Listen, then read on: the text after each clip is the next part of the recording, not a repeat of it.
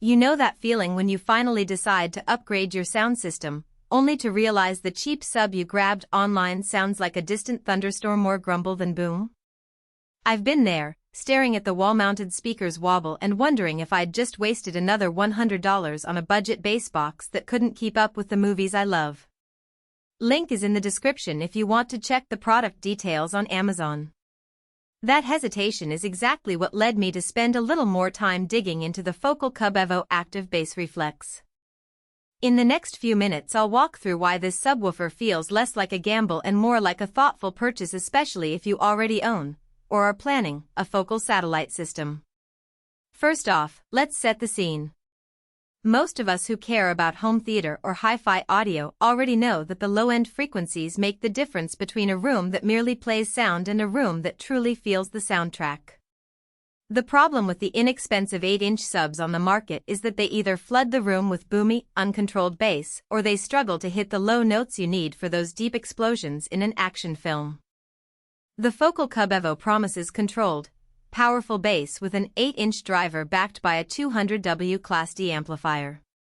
Those numbers sound nice on paper, but you want to know if they translate into a real listening experience that doesn't require you to constantly tweak knobs. I set up the Cub Evo in a mid-size living room about 300 SQFT with a pair of Focal Sib Evo satellite speakers on either side of a 65-inch 4K TV. The sub sat on the floor, a few feet away from the main seating area, so the bass had to travel a bit before it hit the ears. I ran a few familiar tracks, a low-frequency test tone, a bass-heavy EDM track, and a movie scene with a rumbling earthquake. The first thing I noticed was how quickly the sub filled the room without sounding boxy. The low end was tight, almost as if the bass was coming from the floor itself rather than the speaker cabinet. That's the controlled part of the claim. Focal's design seems to keep the cone motion disciplined, which prevents that annoying wobble you hear with cheaper units. One practical strength that shows up in everyday use is the integration with the satellite speakers. The Cub Evo includes a crossover that lets you set the bass roll-off point, and I found a sweet spot around 80 Hz where the sub blends seamlessly with the Sib Evo satellites. Below that, the sub takes over. Above it, the satellites handle the mids and highs. The result is a balanced soundstage that lets dialogue remain clear even when a car chase is happening on screen.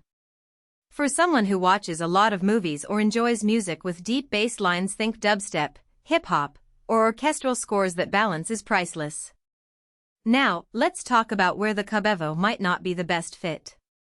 Its 8-inch driver, while sizable for a room of the size I tested, will still struggle in larger spaces. Think open-plan living areas or home theaters with high ceilings. If your goal is to fill a big, echo-prone hall with thunderous bass, you'll probably need a larger 12-inch or even 15-inch unit with more power. In that sense, the Cub Evo is a smart purchase for apartments, small houses, or dedicated media rooms where the dimensions are modest.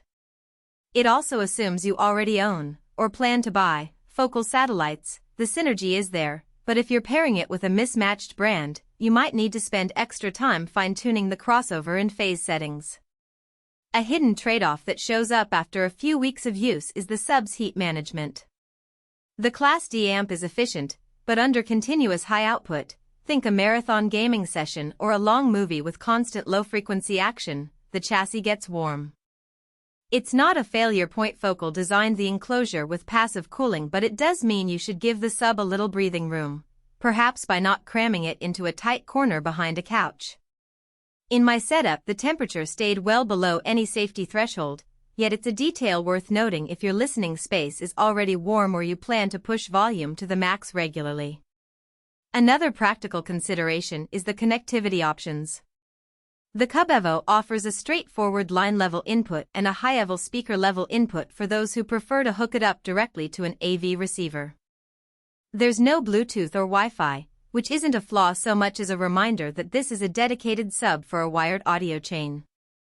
If you're looking for a subwoofer you can toss onto a bookshelf and control via an app, you'll need to look elsewhere. But for an integrated Focal system, the simplicity actually reduces points of failure. Fewer cables, fewer firmware quirks. Who should buy the Cub Evo? If you already own Focal's Sib Evo or other satellite speakers and want a bass extension that feels cohesive, this sub is an excellent match. It's also ideal for anyone who values precise, non-boomy bass in A.